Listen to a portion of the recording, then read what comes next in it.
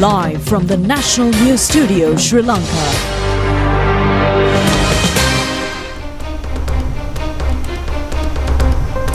Good evening. You are joining the national news telecast of the most awarded television network of the year. Bringing you the latest updates from the Rupavahini News Studios. I'm Bibuda Vijay Bandara. I'm Natalia Viravardhana. First, let's take a look at the headlines for tonight. The second reading of the budget passed with a majority of 118 votes. Several opposition members also voted for it. The wage hike of estate workers was discussed in Parliament today as well. The mega operation against the narcotic menace progressing successfully. Steps to raise the Suvasari ambulance fleet up to 500 with modern technology. 1 million rupees each to improve digitalization of district and provincial secretariat offices. 1 out of every 4 persons in Colombo diabetic, according to latest surveys. And in news overseas, a thorough investigation regarding a link of Kashmir to the Delhi bomb blast incident.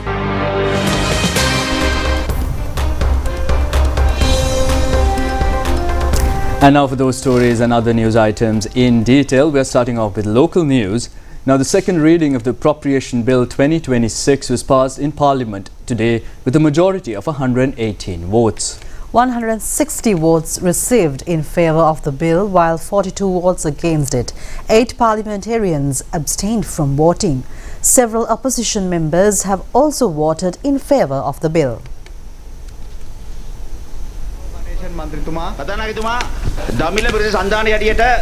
Parliamentarian Mano Ganeshan said that he gives the credit to the government, especially for the President, for this proposal. He said, therefore, he voted in favour of the budget. We vote in favour of the second reading.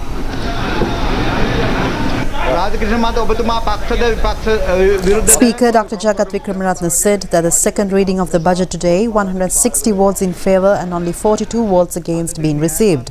8 refrained from voting, and therefore the second reading passed by a majority of 118 votes.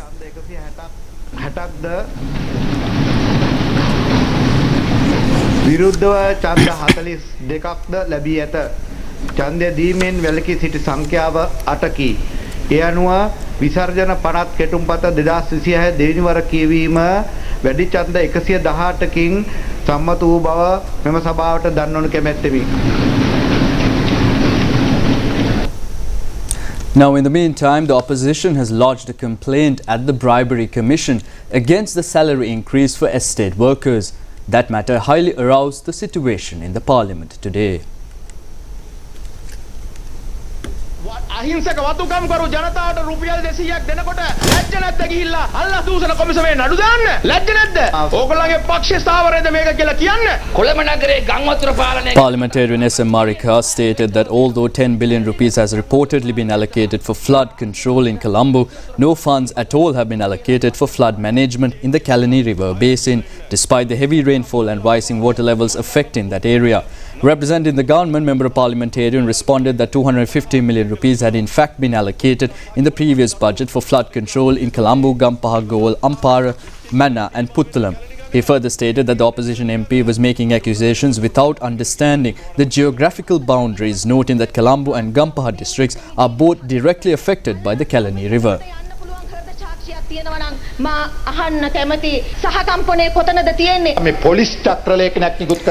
Anand Vijaypala said that a circular had been issued advising that certain categories of information should not be released to the media. He said that there are specific restrictions on the media communications and rejected claims that the circular was based on a report concerning a school principal in Anuradhapura.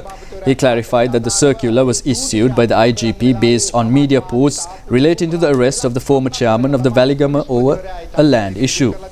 He emphasized that the government has never attempted to withhold information from the media except where necessary to prevent obstruction of ongoing investigations.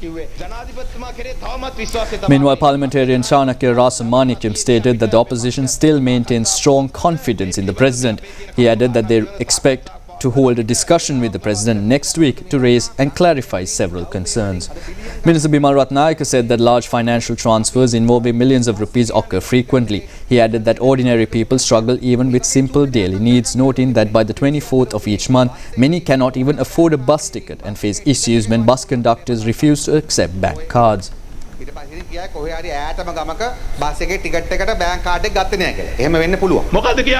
Parliamentarian Mujibur Rahman criticised the government, alleging that some continue to question whether the government still holds Marxist ideologies. පැහැදිලිවම මේක වාමාංශික ආණ්ඩුවක් කියන අදහස ඒගොල්ලෝ කියලා තිනවා ඒගොල්ලන්ගේ වාර්තාවුඩ එහෙම එකක් කොහොක්වත් නැහැ සාමාන්‍යයෙන් නිසියම් තර්කයක් In response, Minister Professor Anil Jayanta Fernando said such claims resemble narratives presented in certain foreign reports, but insisted there is no factual basis for these allegations. He stated that when there are no valid arguments, false narratives are easily created and accused the government of attempting to fabricate such stories. He clarified that what was actually proposed was the daily allowance of 400 rupees for estate workers, which would result in 10,000 rupees increase for a worker who completes 25 days of work. He said this is a form of incentive payment and urged that false information should not be spread regarding this matter. පැමිණීමේ වැඩපිළිවෙල අධ්‍යයනය කරන්න ග්‍රාම නිලධාරීන් අපි වතුකරුවට දෙන්න එපා කියන්නේ නැහැ අපි හරස් වුණා අපි උසාවිය ගියයි කියලා ඕක නවත්තන්න යන්න එපා ඔවුන්ට හරියට අද වෙනකම්. In line with this, Minister Vijay Taherath further stated that estate workers and their families do not have proper housing, nor do they possess land of their own. They also do not earn a livable wage, despite contributing significantly to the country and enabling society to benefit from free education and free healthcare. The minister added that these communities continue to suffer without basic facilities, including clean drinking water, and criticized the complaint made to the Bribery Commission, opposing the proposal to grant 2,500 rupees to estate workers.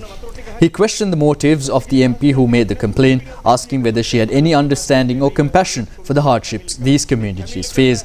He concluded by saying that these people need to be empowered and supported, not further marginalized. Meanwhile, Minister Samantha Widyarathne expressed his views in Parliament today in connection with the comments made by the opposition with regard to providing 200 rupees to estate companies to increase salaries of estate workers. Minister Samantha Widyarathne said that opposition leader has stated they agreed the RP allowance allocation for the estate sector workers, but he accused that some fractions have made certain misconceptions, discrediting the opposition by saying that SJB does not like allocating the allowance. The government does not need to spread false propaganda or misconceptions against the opposition. Now, the government has taken a number of special steps by this year's budget in order to safeguard the rights of the disabled community, representing 7% of the entire population of the country. A number of sectors expressed their views regarding the increased number of grants allocated by the 2026 appropriation bill for the concerned projects. It has been proposed to allocate grants to the tune of 1,000 million rupees by the budget this year to provide sanitation facilities, access to public places such as divisional secretariat offices, railway stations, bus stands, courts and police stations for the disabled community.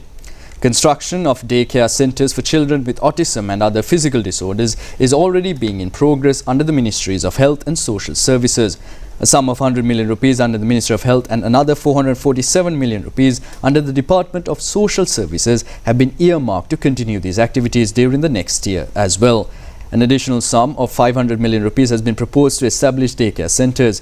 A number of sectors expressed their views regarding the special steps taken in the 2026 budget pertaining to children with physical disorders.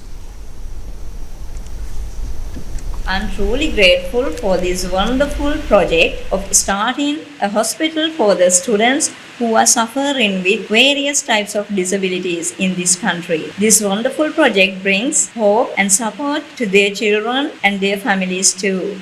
As the government, your decision to give 10,000 rupees as a fund will help them and their families too. It is highly appreciated. As an well-experienced teacher in this field, I do not want to label them as the students who are having learning disabilities. Instead, they have unique talents and incredible abilities, which they can make this world a wonderful place one day.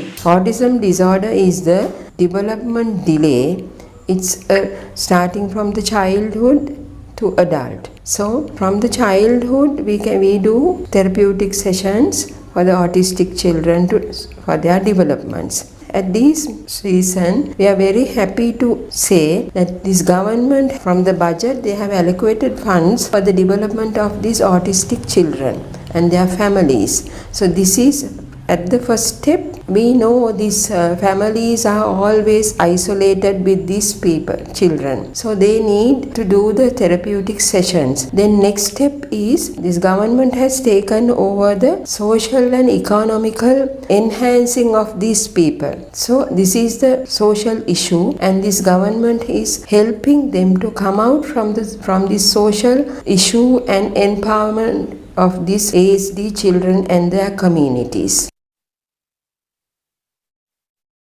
This says that plans are already underway to expand the 1990 suicide ambulance fleet to 500 vehicles, incorporating the latest global technologies to modernize the service.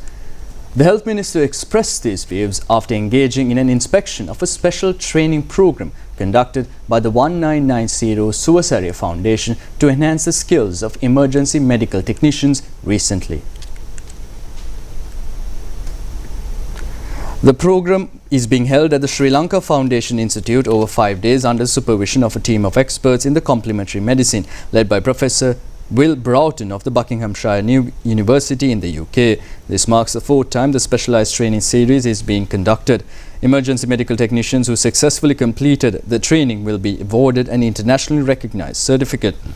The Minister further stated that discussions are ongoing with the Indian government to acquire 100 additional ambulances. He further stated that in addition, 20 ambulances are expected to be received under a loan facility from the Asian Development Bank and another 25 as direct donations.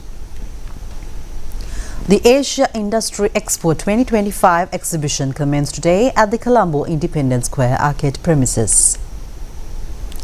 The exhibition will be held until the 16th of this month in concurrence with the World Marketing Summit held in Mount Lavinia Grand Hotel. This has been jointly organised by the Ministry of Industries and Entrepreneurship Development, Sri Lanka Marketing Institute and Asian Small Industry Association.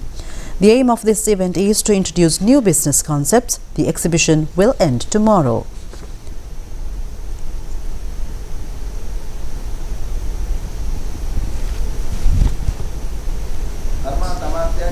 Minister Sunil Handunnethi said that in Sri Lanka there are emerging new industries of cosmetics, Ayurveda products and hospitality services. The government is providing loans and other provisions to promote such industries. By this budget, the government has allocated 80 billion rupees for the first time for those who want to start industries. ණය සහන දෙන්න, තාක්ෂණය ලබා දෙන්න බොහෝ ප්‍රතිපාදන දැන් වෙන් කළා තියෙනවා. මේ අයවැය අපි ඉතිහාසයේ පළවෙනි වතාවට බිලියන 80ක් වෙන් කළා තියෙනවා. නව ව්‍යාපාර ආරම්භ කරන අයට ණය පහසුකම් ලබා දෙන්න. අපි ඒ වගේ අලුත් අත්දැකීම් බෙදා හදා ගන්න යන ගමනක් මේ. Indo-Lanka Handicraft and Cultural Festival commenced at the Havelock City Mall yesterday. This has been jointly organised by the National Crafts Council and Swami Vivekananda Cultural Centre under the guidance of the Ministry of Industries and Entrepreneur Development and the Indian High Commission Office. Minister Sunil Handunnethi and Indian High Commissioner in Sri Lanka, Santosh Jha, graced this occasion as the chief guests. The festival will be held until the 16th of this month with many cultural events of both countries. Now, the government has taken steps to provide 1 million rupees each to improve the digitalization ability in district and provincial secretariat offices under the Praja Shakti National Movement. The objective is to provide an efficient and qualitative service to the people. The government is taking steps to build the government services based on digital technology instead of outdated methodologies and machinery. It is expected that the government to gradually expand this program towards the entire state institution system in all areas of the island without limiting it to only Colombo. Accordingly, a sum of 369 million rupees has been provided for the modernization of district and regional administrative mechanisms. Steps will also be taken to raise necessary direct investment in order to increase the usage of information technology in government institutions in the future by the government.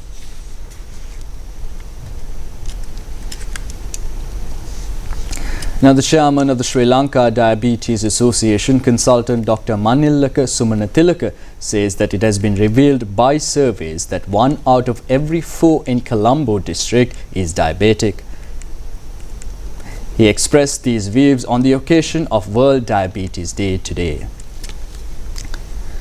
Chairman of the Sri Lanka Diabetes Association, consultant Dr. Manillaka Sumanathilaka, said that there are over 580 million people with diabetes in the world right now between the ages 20 to 54. Sri Lanka is not second to that. We have witnessed type 2 diabetes at current.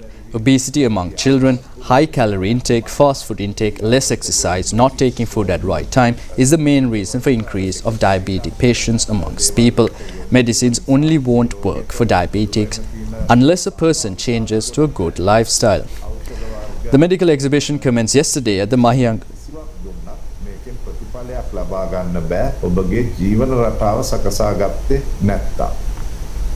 Meanwhile, a medical exhibition commenced yesterday at the Mahiyangana General Hospital under the theme Diabetes and Wellbeing parallel to World Diabetes Day. It has been organized with the participation of the director of the hospital, Dr. A.M.S. Bandara, and other medical and nursing staff. Senior member of the Sangha's Supreme Council of the Asagiri chapter and chief incumbent of the Mahiyangana Raja Mahavihare, Venerable Urulavatte Dhammarakkhita Thera, the leader of the indigenous community of Dambana, and several others were present on this occasion. Raising of awareness regarding the disease, blood tests for diabetes, feed tests were conducted today also for free of cost. Secretary to the Ministry of Industries and Entrepreneurship Development, Tilaka Jayasundara, stresses that the productivity concept will be introduced to every Graminadari division by 2030. She added that a dialogue has to be created within the country regarding the productivity concept. She made these remarks at the Productivity Summit held in Colombo today. It has been organized jointly by the Asian Productivity Association and the National Productivity Secretariat of Sri Lanka under Vision 2020 program. The main objective is to establish a productivity increase in all countries in the Asia-Pacific region based on innovation. Launching of new products on innovation, raising awareness and appreciation of the persons who contributed in this regard was conducted at the Productivity Summit held today. A large gathering including government institutions, entrepreneurs and school children attended the occasion. Samant Sri Ratnayaka, Special Grade Officer of the Sri Lanka Administrative Service, has retired from government service. Accordingly, another Special Grade Officer of Sri Lanka Administrative Service, Rasika Piris, has been appointed as the Commissioner General of Elections of the Elections Commission. The new Commissioner General of Elections of the Elections Commission, Rasika Piris, assumed his duties at the Department of Elections today. After being appointed to the Sri Lanka Administrative Service on the 2nd of March 1998, he commenced his service as an Assistant Elections Commissioner in the Department of Elections on the 15th of September 1998. Later, he was in continuous government service for 27 years as a Deputy Commissioner of Elections and Additional Commissioner of Elections in the Department of Elections and the Elections Commission. He is the senior-most staff officer of the department. Kalubovitiana CTC tea factory in Matara has organized a mobile clinic and a number of tea cultivation programs on the 22nd of this month. These programs have been organized in line with the Clean Sri Lanka initiative. The mobile clinic has been organized under the theme of the Kalubovitiana Apekama. Ministry of Health and Mass Media has coordinated this program. The Kalubovitiana Tea Factory, which was opened in 1994, is a leading state enterprise in manufacturing low-country tea. It converts about 25,000 kilograms of fresh tea leaves into finished tea. The Kalubovitiana Tea Factory annually presents about 1 million kilograms of tea to the Colombo Tea Auction. This state enterprise has provided benefits to about 20,000 individuals and created about 5,000 direct and indirect employment opportunities. The tea manufactured in this factory are auctioned at the Colombo Tea Auction under the PF1 and PD grades for higher prices. In last October, the Kalubovitiana CTC Tea Factory managed to win the Golden Award at the Ceylon Special Tea of the Year 2025 competition held in Osaka in Japan. We move into a short break and we'll bring you foreign news right after this.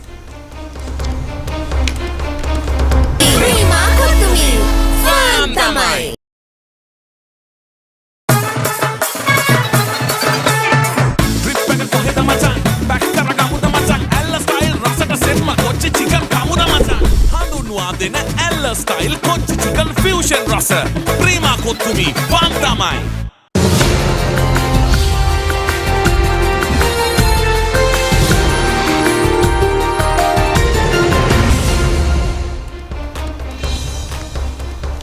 Welcome back, and now we are moving on to world news. Indian police said that they are investigating possible links between Monday's deadly car explosion near Delhi's Red Fort and the recent arrest of 7 men in Indian-administered Kashmir. Officials also said they were looking into whether the blast was connected to a major seizure of nearly 3,000 kilograms of explosives in the nearby city of Faridabad. The federal cabinet called the blast a heinous terror incident, echoing nearly remarks by Prime Minister Narendra Modi, who had spoken of a conspiracy and promised that those responsible would be brought to justice. Defence Minister Rajnath Singh and Home Minister Amit Shah had also vowed strong action, with Minister Amit Shah saying he had directed agencies to hunt down every culprit. Police confirmed that cases had been filed under the Unlawful Activities Prevention Act, the Explosives Act and the Criminal Code, and that the National Investigation Agency had taken over the probe. However, neither the NIA nor the police had issued formal statements, and media reports based on leaks were circulating without verification. Meanwhile, the war in Ukraine continues to intensify with deadly overnight strikes on both sides. In Kyiv, a massive wave of Russian drone attacks killed at least 6 people and wounded 35. Others after a drone slammed into a block of flats in the eastern part of the capital. Meanwhile, Ukraine is stepping up its counterattacks, targeting Russia's oil infrastructure on the Black Sea coast. In Kyiv, emergency crews spent the day sifting through the wreckage in Lisoi area after a Russian drone penetrated a residential building. Residents described the terror as the explosion ripped through the structure, causing several floors to collapse. The head of the city's military administration confirmed residential buildings were attacked in nearly every district, with high-rise apartments, a hospital and a school all sustaining damage. More than 40 people were rescued, including one pulled from beneath the rubble. Simultaneously, Ukrainian forces launched drone strikes against Russia, targeting an oil refinery on the Black Sea coast. Officials confirmed a fire broke out and damage was reported to the main oil depot. The Krasnodar governor reported 3 crew members were hurt and oil exports were temporarily suspended.